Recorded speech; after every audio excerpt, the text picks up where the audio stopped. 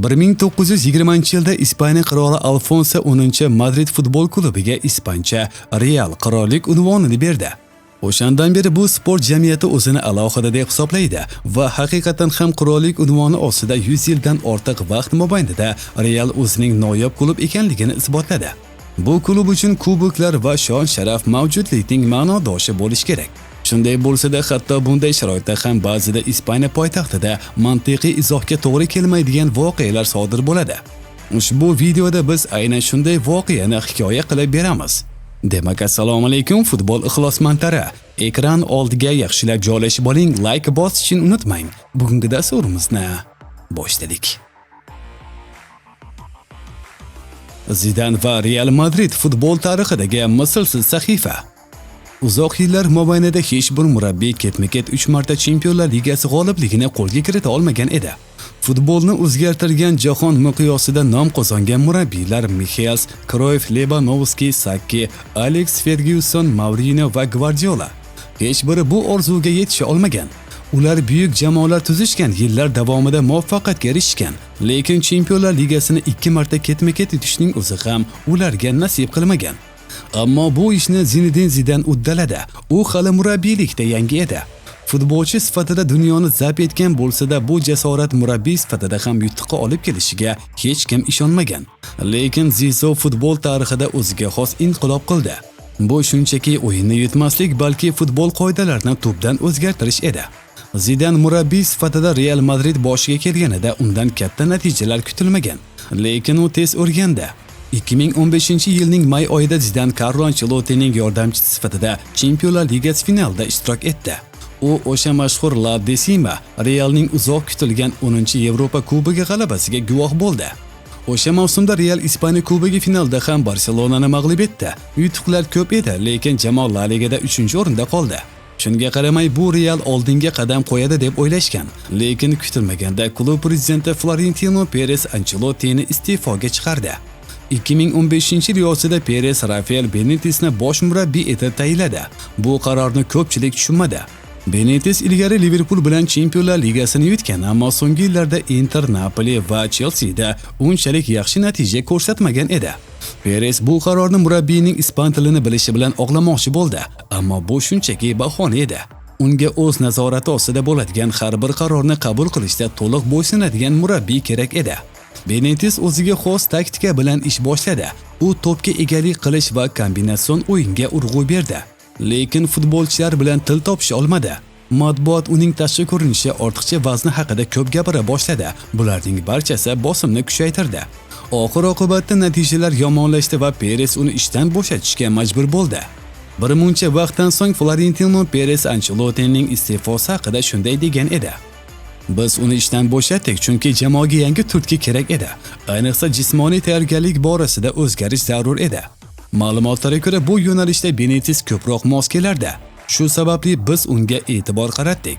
Afsuski, u jamoaga to'liq moslasha olmadi. Bu uning futbolchilar bilan yomon munosabatda bo'lgani uchun emas, shunchaki kerakli natijalar yo'q edi. Men bu qarorni yuragim og'rigan holda qabul qildim, chunki Benitez ham Realning bir qismi edi."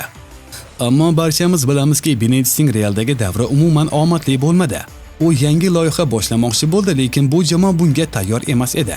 U Ancelotti kabi futbolchilar bilan aloqa o'rnatishga harakat qildi, lekin unda bu unchalik yaxshi chiqmadi. Ishonchli koeffitsiyentlar izlayapsizmi? Unda sizga kommentariyada yozilgan omad silkasi yordam beradi. Ushbu silka orqali ro'yxatdan o'ting va Real Food promo kodini kiriting, hamda kutilmagan katta bonuslarga ega bo'ling. Kutilmagan birinchi mavsum. Hozir bu haqida gapirish kulgili tuyuladi, ammo o'sha paytda ko'pchilik Zinedine Zidanning Realga bosh murabbiy sifatida tayinlanishiga shubha bilan qaradi. Go'yoki Florentino Perez o'zining muvaffaqiyatsiz qarorlari tufayli o'zini burchakka qamab, shunchaki kulib yuborgandek edi. Umidsiz vaziyatda Florentino Ancelottini qayta olib kelishni rejalashtirayotgani haqida turli mish-mishlar tarqaldi. Ammo Bavariya allaqachon uni qaytarib olish haqida o'ylayotganini aytgan edi. Barcha klub rahbariyati bu fikrga qarshi chiqqan. U hatto Guardiolani ham chaqirishni o'ylab ko'rdi, lekin mavsum o'rtasida yuqori darajadagi mutaxassisni olib kelish real voqelik emasdi. Shunday qilib, Peres afsonaviy shaxs Zidanni bosh murabbiy qilib tayinlash orqali kutilmagan qaror qabul qildi. Kattalar darajasida hech qanday murabbiylik tajribasiga ega bo'lmagan bu qaror ko'plab muxlislar va mutaxassislar tomonidan tanqid qilindi. Masalan, Chempionlar Ligasining 2 karra g'olibi Otmar Hitzfeld shunday deganda: Zidanning tayinlanishi lotereyaga o'xshaydi. Bu aqlsizlik. U hali tajribasiz, unda faqat futbolchi sifatidagi yaxshi nom bor. Bu nom unga katta bosimni yuklaydi. Shaxsan men skeptikman. Axir Zidan hali murabbiy sifatida hech narsani isbotlamagan. Hozir u yulduzlar bilan ishlashga majbur. Bundan tashqari Zidan va Ronaldo o'rtasida ziddiyatlar bo'lishi mumkinligi haqida ham gap-so'zlar tarqaldi. Sababi 2013-yilda Zidan o'z vatandoshi Frank Riberyning oltin to'p uchun kurashida unga yordam bergan degan taxminlar bo'lgan. Ammo aniq nima bo'lgani noma'lum. Zidan bu vaziyatni to'g'rilashga majbur edi. Har yilda ba'zan bo'ronlar kuzatildi, lekin umuman olganda jamoa yomon o'ynamayotgan edi. Zidan shunday deganda: "Hammasi yaxshi bo'lish uchun butun qalbimni ishga solaman. Real bu hissiyotlar klubi. Men bu yerga futbolchi sifatida kelgan paytimdagidan ham ko'proq his qilyapman. Bu dunyoning eng yaxshi jamoasi va eng yaxshi muxlislari bor jamoa. Biz unvonlar uchun kurashamiz." Matbuot anjumanida ko'pchilik Zidan, Ancelotti va Benitezdan qolgan jamoani shunchaki qabul qilib, undagi ishlar bilan yashaydi deb o'ylaganda, ammo ilk kunlardanoq u o'z qarashlariga ega ekanligini namoyon etdi. Asosiy o'zgarish Casemironi asosiy tarkibga qaytarish bo'ldi. Bu jamoaga yetishmayotgan muvozanatni berdi. Yosh braziliyalik buzish ishlarini o'z zimmasiga oldi. U yangi Claude Makalele bo'ldi. Faqat unda kuch bilan birga texnika ham bor edi. Unchalik tez bo'lmagan bo'lsa-da, Kroos va Modric bilan vazifalarni ajoyib taqsimlardi. Ular ijod qilar, o'yinni bog'lardi. Casemiro esa kaos ostida iflos ishlarni amalga oshirardi. Bu holat hujum uchligi uchun ham foyda berdi. Ularni to'p bilan muntazam ta'minlay boshlashdi. Jamoa yanada ishonchliroq o'ynay boshladi. Rafael Varan o'zini yana yosh his eta boshladi. Uning Realga kelishi aynan Zidanning taklifi bilan amalga oshgan va u birinchi bo'lib Varanning iqtidoriga chin dildan ishongan. Biroq bu qarorlar orqasida murakkab tanlovlar ham bor edi. Casemiro uchun James Rodriguezdan voz kechishga to'g'ri keldi. Ukraina qurolli kuchlar uchun katta mablag' to'lagan kolumbiyalik futbolchi va veteran Pepe singari futbolchilar ko'proq zaxirada o'ynay boshlashdi.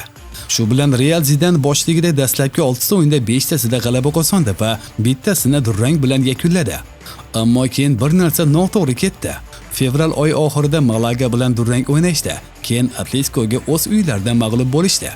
Bu mag'lubiyatlar natijasida Barselona bilan ochkolar farqi 12 ga yetdi. Bu muhim palla edi. Ammo Zidan bundan chiqib keta oldi. Mart oyidan boshlab Real hech kimni tanimaydigan tankka aylandi. Jamoa ketma-ket 12 ta o'yinda g'alaba qozondi. Jumladan Camp Nou'da Barsani mag'lub etib, birinchi davradagi mag'lubiyat uchun qarzini qaytardi va ularni 39 o'yinlik mag'lubiyatsiz seriyasini to'xtatdi. Bu Realni chempionlikka yetkazmadi, faqat 1 ochko yetmadi. Ammo Zidan uchun mavsumdagi eng muhim yutuq Chempionlar Ligasidagi g'alaba bo'ldi. 1-8 finalda Romani 2 marta 2-0 hisobida yengishdi. Chorak finalda esa dramatik holat yuz berdi. Wolfsburg bilan ilk o'yinda 0-2 hisobida yutqazishdi. Javob o'yinida esa Cristiano Ronaldo rejissyorlik qildi. Hat-trick qayd etdi va jamoani olg'a olib chiqdi. Yarim finalda Manchester Cityga qarshi birinchi o'yin 0-0 bo'ldi. Javob o'yinida esa Real yagona gol bilan g'alaba qozondi. U ham bo'lsa Fernando o'z darvozasiga urgan avtogol edi. Finalda Atletico bilan yana derbi bo'ldi. Bu safar o'yin 2014-yildagi dramatik ssenariyga o'xshamadi. Real 3-daqiqada Sergio Ramosning goli orqali hisobni ochdi. Ikkinchi bo'lim boshida Griezmann penaltini aniq amalga oshira olmadi. Ammo Atletico javob qaytardi. O'yin ekstra taymga o'tdi, ammo g'olib aniqlanmadi. Penaltilar seriyasida Real barcha 5 ta zarbani aniq amalga oshirdi. Atletico uchun esa so'nggi zarbada Juan Fran ishonchni oqlamadi. U to'pni darvoza to'riga jo'nata olmadi. Shu tariqa Zidan bosh murabbiy sifatida ilk mavsumdayoq klub miqyosidagi eng katta sovrinni qo'lga kiritdi. Finalda Zizou va gol urgan Cristiano Ronaldo yulduzlar yorqiradi. Ronaldo Chempionlar Ligasi doirasida 16 ta gol urib bir mavsumdagi rekordini o'rnatdi. Ikkinchi mavsum hukmronlik ustun. Siz hayron qolishingiz mumkin, ammo birinchi mavsumdan so'ng Zidanni ko'pchilik tanqid qildi. Chempionlar Ligasidagi g'alabani tasodifiy deb hisobladilar. Jamoa kutilmalar bosimi ostida qulab tushadi deb aytishdi. Zidan bunga javob berdi. Tanqidchilar o'z ishini qilmoqda, biz esa o'z ishimizni ishonib uni bajaramiz va zarur paytda birlashib harakat qilamiz. Tanqid meni chindan ham xavotirga solmaydi va g'ashimni keltirmaydi. Bu bizning ishimizning bir qismi. Jurnalistlar matbuot anjumaniga kelib ishlar yaxshi emasligi haqida gapirishadi, lekin biz xotirjamlikni saqlaymiz. Men o'zimni o'zgartirmoqchi emasman. Bu haqda batafsil gapirib o'tish kerak. Rolikni tayyorlash jarayonida Zidanning muvaffaqiyatlari o'shanda ham keyinchalik ham tasodifiy bo'lmaganiga ishonch hosil qildik. Gap faqat obro' e'tiborda emas, aks holda Diego Maradona ham buyuk murabbiy bo'lishi mumkin edi. Asosiy masala Zidanning moslashuvchanligida, mavjud tarkibga moslasha olish qobiliyatidadir. Ehtimol uning tushunchasi zamirida Galaktikoslar davridagi Madrid faoliyati haqidagi xotiralar yotadi. Bernabeuda muvaffaqiyatga erishgan murabbiylar ko'plab yulduzlarga yondashishni va ularni maydonda to'g'ri joylashtira olishni bilishgan. Shubhasiz Zidanga Carlo Ancelotti ham ta'sir ko'rsatgan. U ham xuddi shu usulni qo'llagan va hozir ham qo'llamoqda. Bu usul asosida o'yinchilarga erkin harakat qilish imkoniyati beriladi. Taktik zanjirlar esa muvozanatni saqlashga xizmat qiladi. Zidan hali Kastiliyada ishlab yurganda kutilmagan qadam qo'ydi. U Real Madrid yoshlar jamoasiga kelganida jamoa to'pga egalik qilishga yo'naltirilgan futbol o'ynardi. Zidan boshchiligidagi dastlabki 6 ta o'yinda jamoaning atiga bitta g'alabasi bor edi. Murabbiy nimadir noto'g'ri ketyapti deb tushundi va o'zgarishlar kiritishga qaror qildi. U 4-3-3 tizimidan 4-2-3-1 ga o'tdi. To'pga egalik qilishdan voz kechib, tezkor vertikal hujumlarga e'tibor qaratdi. Bunday uslub o'sha paytdagi tarkibga ko'proq mos kelardi va bu o'z natijasini berdi. Oktyabrdan boshlab Kastiliya 38 ta mumkin bo'lgan ochkodan 37 tasini to'pladi. Zidan birinchi jamoada ham shunga o'xshash narsani amalga oshirdi. U Benitesning g'oyalaridan butunlay voz kechmadi, chunki mavsum o'rtalarida jamoani to'liq qayta qurish ahmoqlik ekanini tushunardi. Ammo Rafa bu jamoa uchun muhim jihatlarni tushunilmagan edi. Axir Zidan 3 yillik faoliyati davomida tarkibni deyarli o'zgartirmadi. Realda kuchli birinchi pas bera oladigan markaziy himoyachilar yo'q edi. Biroq Marcelo va Carvajal ikkita juda harakatchan va tezkor chiziq himoyachilar bor edi. Shuningdek, Kroos va Modric eng yaxshi buzg'unchilar bo'lmasalarda birinchi darajali chuqur o'yinni tashkil qiluvchilar edilar. Zidan muvozanat muammosini Casemiro yordamida hal qildi. Himoyachi tozalovchi vazifasi Zidan uchun alohida ahamiyatga ega edi. U Galaktikoslar Makalele ketgandan keyin qanday parchalanib ketganini eslardi. Zidan o'shanda shunday degan edi: agar dvigatelingiz ishlamayotgan bo'lsa, benzinning ustiga yana bir oltin qatlam qo'yishdan nima foyda? Bu vaziyatda ham xuddi shunday edi. Jamoaga ko'zga tashlanmaydigan, ammo ishonchli tayanch kerak edi. Real Casemiro tufayli nafaqat o'z darvozasini himoya qilishda ishonchliroq bo'ldi, balki hujumlarni rivojlantirishda ham ustunlikka ega bo'ldi. Marcelo va Carvajal juda yuqoriga ko'tarilishardi. Pepe, Ramos va Casemiro ularning orqasidagi bo'shliqni himoya qilishardi. To'pni oldinga siljitish uchun Kroos va Modric javobgar edi. Nemis yoki Xorvat Real vaqti epizodlarni ajoyib tarzda talqin qilar, hech qanday ko'rsatmalarsiz chuqurroq tushish, pressingni yorib o'tish, to'pni ushlab turish yoki aksincha, tez qarshi hujumni boshlash kerakligini tushunardi. Orqadagi 3 ta tezkor buzg'unchi yordamida bu juftlik maydon markazida o'yin iplarini bog'lar va Realga har bir o'yinda ustunlik qilmasa ham, o'yin ustunligiga ega bo'lmagan paytlarda ham gol urish imkonini berardi. Yana bir aqlli moslashuv Benzema roli edi. Zidan uni klassik 9-raqam bo'lganini va ko'plab gollar urganini tushundi. Karim biroz orqaroqqa surildi va u himoyachilar e'tiborini o'ziga tortib, boshqa hujumchilar uchun bo'sh joy ochib beradigan mayak vazifasini ajoyib tarzda bajardi. Aynan Zizou Karimga bo'shashga va o'zining eng yaxshi fazilatlarini namoyish etishga yordam berdi. Zidan shunday derdi: agar sizga Benzemaning o'yini yoqmasa, demak siz futbolni tushunmaysiz. Men Real murabbiy bo'lganimda Karim bilan ishlashdan zavq olardim. Unga maslahatlar berardim, ammo u allaqachon juda yaxshi edi. Bu ko'proq mayda tuzatishlar detallari edi. Men Karim uchun deyarli akadekman. Biz bir-birimizni uka va aka deb chaqiramiz. Bizning kelib chiqishimiz deyarli bir xil. U Lyondan, men esa Marseldan. Bundan tashqari bizni boshlarida ikkalamizga ham oson bo'lmagani birlashtiradi. Axir biz professional futbolchi bo'lish orzusidagi oddiy shahar chekkasidan chiqqan bolalarimiz va bunga qattiq mehnat bilan erishdik. Bizda haqiqatan ham ko'p umumiylik bor. Hatto kelib chiqishimizgacha oilalarimiz qo'shni Jazoir qishloqlaridan. Ronaldodan yetakchilik palmasi ustunligini olish eng yomon ish bo'lardi. Shuning uchun Zidan jamoani Cristiano uchun jarima maydoniga to'p yetkazib berishga so'zladi. Ko'pincha ortiqcha yuklanishlar qo'llanilardi. Ronaldo, Kroos va Marcelo o'z texnikasi bilan raqiblarni o'ziga tortardi. So'ngra qarama-qarshi qanotga tez o'tish amalga oshirilardi. U yerda Carvajal, Bale yoki Modric to'pni qabul qilib olishardi. Ronaldo esa allaqachon kutib turardi. Mana Cristiano Zidane bilan ishlash haqida nima degan? O'yinchiga kerak bo'lgan ishonch uning o'ziga emas, balki atrofdagi odamlarga, boshqa o'yinchilar va murabbiyga bog'liq. Siz o'zingizni muhim his qilishingiz kerak. Zidanening 3-mavsumi tushunarsiz edi. Tarkibni kuchaytirish kerakligi haqida tez-tez gap-so'zlar paydo bo'la boshladi. Asosiy tarkib yaxshi edi, lekin murabbiy almashtirishlar orqali o'yinga ta'sir o'tkazishda tobora qiynalib borardi. O'ylab ko'ring, Varane va Ramosning o'rinbosari sifatida faqat Nacho qoldi. Yozda boshqasini ijaraga berishdi. Markaziy yarim himoyachilar orasida zaxiradan ozmi ko'pmi tajribali o'yinchilardan faqat Kovacic va Ceballos qoldi. Ammo asosiy savollar hujum chizig'iga taalluqli edi. Yozda Madrid ikkinchi bor Alvaro Moratani yo'qotdi. Bale keskin pasayib ketdi, golfchi bo'lib ketdi. Asensio rivojlanayotgan edi, lekin hali yulduz darajasiga yetmagan. Borja Mayoral esa Benzemaning dublyori darajasiga mos kelmasdi. Buning ustiga mavsum Real uchun dahshatli tarzda boshlandi. UEFA Super Kubogi va Ispaniya Super Kubogini yutdilar, ammo mamlakat Super Kubogida Barselona bilan o'yinda Ronaldo chetlatilgandan so'ng hakamni turtib yubordi va 5 o'yinlik diskvalifikatsiya oldi. Bu butun mavsumga ta'sir qildi.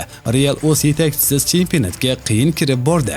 Jamoa juda beqaror o'ynardi. Natijada ko'p ochko yo'qotdi va oxir-oqibat oltin medallarni qo'lga kiritgan katalonliklardan 17 ochko orqada qoldi. Qishda Real klublar orasidagi Jahon chempionatida g'olib chiqdi, ammo Ispaniya Kubogidan chorak finalda liganasiga yutqazib chiqib ketdi. Shunday qilib Chempionlar Ligasidagi g'alaba jarlikka qilayotgan mavsumni qutqarishning yagona imkoniyatiga aylandi.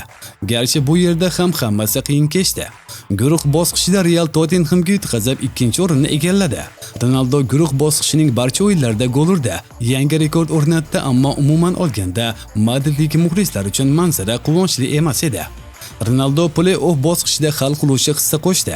1/8 finalda uning PSG darvozasiga kiritgan 3 ta goli keyingi bosqichga o'tish kafolati bo'ldi. Chorak finalda Cristiano Juventus darvozasiga o'zi orqali zarba yo'llab, shoh asarni yaratdi. Taqdir hazilini qarangki, aynan shu gol portugaliyalikdan Turinga ko'chib o'tishga sabab bo'ldi. Mana u nima deganda. Arzimas detallar ba'zida katta ahamiyatga ega bo'ladi. Shuning uchun stadionda ko'rganlarim transferga yordam berdi. O'sha urilgan gol menimcha faoliyatimdagi eng yaxshilardan biri, balki eng yaxshisidir. Albatta stadionda muxlislar meni olqishlay boshlaganda va bu meni juda hayratda qoldirdi, chunki hayotda hech kim bunday bo'lmagan deb o'yladim. Bu kelajagimga ta'sir qilgan ajoyib lahza edi. Ammo Juventus bilan kurash bir golga bog'liq emasdi. Real Turinda 3-0 hisobida g'alaba qozondi, ammo javob o'yinida 0-3 hisobida yutqazib qo'ydi. Shunda janjal yuz berdi. Hakam Michael Oliver qo'shimcha vaqtning 3-daqiqasida Juventus darvozasiga penalti belgiladi. Bu juda bahsli qaror edi. U futbolchilarning g'azabini qo'zg'atdi. Ayniqsa Buffonning jahli chiqib hakamdan qizil kartochka oldi. O'yindan so'ng Gigi Oliverning yuragi o'rniga axlat qutisi borligini aytdi. Ammo darvozabonning chetlatilishi endi hech narsaga ta'sir qila olmasdi. Darvozada 3 ta Buffon turganida ham Ronaldoni nuqtadan to'xtatib qola olmasdi. Shunday qilib Real yarim finalga chiqdi. Bu bosqichda yana Bavariyani kutishardi.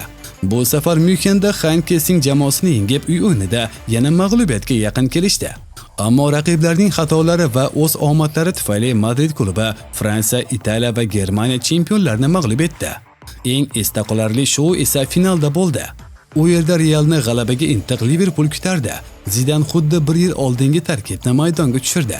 Kim biladi, agar mersisaliklarning yetakchisi Muhammad Saloh uchrashuv boshida jarohatlanmaganida o'yin qanday kechardi? Garchi qo'li shikastlangan bo'lsa-da, bu bejiz emas edi. Bunda Sergio Ramosning xizmati bor edi va o'sha epizod hali ham futbol tarixidagi eng iflos voqealardan biri sifatida yodlanadi. Darvoqe hozir ham Saloh ajoyib o'ynashda davom etmoqda. Ko'pchilikning g'azablanishining cheki yo'q edi. Ramos qandaydir aql bovar qilmas mahorat bilan jarohat yetkaza oladi. Uning Chempionlar Ligasi finalda Salohning jarohatlashi daholigining isboti. U doim buni ataylab qilmaganini aytardi. 10 ta shunday holatdan 9 tasida aynan shunday bo'lishini bilgan holda raqibning qo'lini qo'yib yubormasdan afsuski sindirib qo'yadi. Ajablanarlisi shundaki, Ramos o'sha epizod uchun hatto ogohlantirish ham olmadi. Xuddi shunday Karius bilan to'qnashuvda ham jazosiz qoldi. Aynan bosh chayqalish tufayli nemis darvozaboni to'pni to'g'ridan-to'g'ri Benzemaning og'ziga tushirganida o'zini g'alati xatti-harakatini oqlaydi. Ammo bu yerda Karimning o'zini ham ta'kidlash lozim. U darvozabonlarni asabiylashga va xato qilishga majbur qilishi uning o'ziga xos xususiyatiga aylandi. Ha, bu ulug'vor ko'rinmaydi, lekin Benzemaning bunday hiylalarni yuqori darajada muntazam amalga oshirishi haqiqatan ham hayratlanarli edi. Bu faqat boshlanish edi. Oradan 4 daqiqa o'tib Sadio Mane hisobni tenglashtirdi. Shu payt Zidan o'zgarishga qaror qildi. Fransuz jamoaga hujumda ko'proq tezkorlik kerakligini his qildi va maydonga Isco o'rniga Bale'ni tushirdi. O'sha paytga kelib u o'z xatti-harakatlari va ishga befarq munosabat tufayli ko'p tanqidga uchragan edi. Ammo Zidan go'yo bu hamma narsani oqlaydigan hal qiluvchi lahza ekanligini his qilgandek edi. Shunday ham bo'ldi. Maydonga tushganidan 3 daqiqa o'tib Uelslik futbolchi o'zi ustidan zarba berib, ajoyib gol urdi. U aslida Ronaldoning uslubini takrorladi, lekin bu safar finalda edi. Bu Chempionlar Ligasi finalida Zidanning o'zi Bayer darvozasiga kiritgan goliga chiroyli ishora edi. Aytgancha, sizningcha qaysi bir gol eng chiroyligi? Fikrlaringizni kommentariyada yozib qoldiring. 63-daqiqada Bale raqibga qarshi kurashga nuqta qo'ydi. Uning uzoq masofadan bergan zarbasi alohida xavf tug'dirmasa-da, bu jamoasi uchun hal qiluvchi lahza bo'ldi. Hammaning oldida o'zimni aybdor his qilaman, barchadan uzr so'rayman. Jamoaga va umuman klubga xatolarim juda qimmatga tushdi. Agar vaqtni orqaga qaytara olsam, buni to'g'rilagan bo'lardim. Shunchaki hamkasblarimga achinaman, bilaman ularni xafa qildim, deydi Loris. Real o'sha Chempionlar Ligasida jumladan finalda g'alaba qozondi. Bu raqiblardan aniq ustun bo'lgani uchun emas, balki ularni boshqalardan ajratib turadigan alohida bir narsa bor edi. Bu ayniqsa Liverpoolga qarshi o'yinda yaqqol ko'rinib turdi. Gareth Bale shunday deydi: Liverpool o'yinchilari bilan final oldidan gaplashganimni eslayman. Ular uxlay olishmas, asabiylashardi. Bizda esa boshqacha kayfiyat bor edi, faqat g'alaba haqida o'ylardik, ayniqsa finalda. O'sha paytda raqib bizdan yaxshiroq o'ynayotganiga e'tibor bermadik. Mavsum qutqarib qolindi, Modrichga oltin to'p berildi. Zidan ketma-ket 2-yil eng yaxshi murabbiy deb tan olindi. Ketma-ket 3 ta Yevropa Chempionlar Ligasi g'alabasi bu yaqin kelajakda hech kimga nasib qilmaydigan yutuq. Bunga faqat Real qodir edi. Bu jamoa tarixdagi eng kuchli jamoalardan biri edi deb bo'lmasa-da, futbol shunday. Biz uni jumladan kutilmaganligi uchun ham yaxshi ko'ramiz va bu holat o'sha mavsumdan keyin ham davom etdi. G'alabadan bir necha kun o'tib Zidan Realni tark etishini e'lon qildi. Uning ortidan Cristiano Ronaldo ketdi. Shunday qilib bu buyuk davr yakuniga yetdi. Dahomi yoki omadli? Zidanning kechi uning tayinlanishi kabi hamma uchun kutilmagan zarba bo'ldi. Zeyzo eng yuqori cho'qqiga, tarixdagi eng katta yutuqqa erishib ketdi. Ammo buning sababi nima edi? Bu haqida hali ham ko'plab taxminlar yuribdi. Kimdir Zeyzo hozirgi jamoa o'z imkoniyatlarini tugatganini tushunib, qayta qurish ishlarini o'tkazishdan qo'rqqan deb hisoblaydi. Kimdir transfer siyosat sabab Perez bilan kelishmovchiliklar sabab bo'lgan deb o'ylaydi. Zidanning o'zi o'shanda jamoaga yangi kuch kerak degan edi. Kimdir fransuz shunchaki charchab qolgan 2,5 yillik ish davomida juda kuchli hissiy to'lqinlarni boshdan kechirgan deb ishonardi. Ehtimol bu omillarning barchasi bir vaqtning o'zida to'plangan. Ammo javob 2021-yilda Zidanning Realdan ikkinchi bor ketgandan so'ng yozgan ochiq xatida yashiringanday ko'rinardi.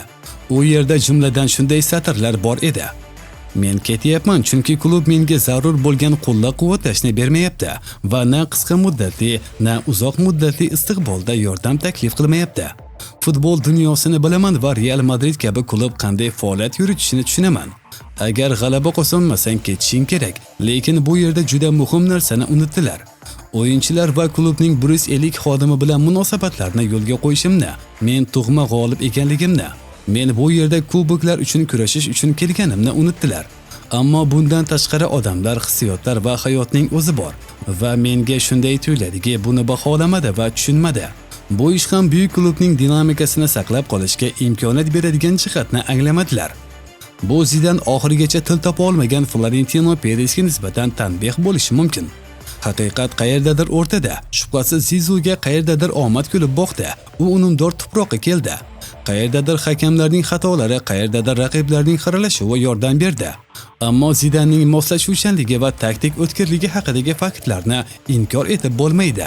Hatto klub ham o'sha 2018-yilgi finaldan keyin Zidanning almashinuvlari o'yinni o'zgartirib tarozi pallasini Real foydasiga og'dirganini aytgan edi.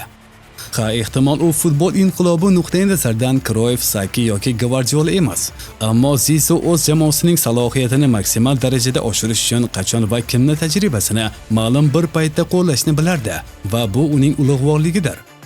Carlo Ancelotti aytganidek, Zidan ajoyib murabbiy bo'lish uchun zarur bo'lgan barcha fazilatlarga ega: xarizma, o'ziga xoslik va tajriba. Zidan gapirganda o'yinchilar quloq solishadi.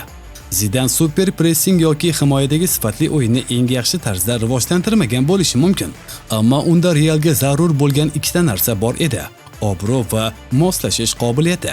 Ba'zi loyihalar bor, masalan Manchester City. Bu yerda tizim va bosh murabbiyning qarashlari hamma narsani belgilaydi. Realda esa boshqacha. Bu yerda murabbiyga har doim ikkinchi darajali rol belgilangan, chunki birinchi o'rinda yulduzlar va buyuk transferlar turadi. Zidan bu modelda mukammal edi, shuning uchun ham muvaffaqiyat qozondi. Bu rolda Zizou ustozi Ancelotti ham yaxshi edi. Bugun e'tiboringizga havola qilmoqchi bo'lgan qiziqarli ma'lumotlarimiz shulardan iborat edi. Video yoqqan bo'lsa, like bosishni unutmang, kanalimizga albatta obuna bo'ling. Xayr, salomat bo'ling.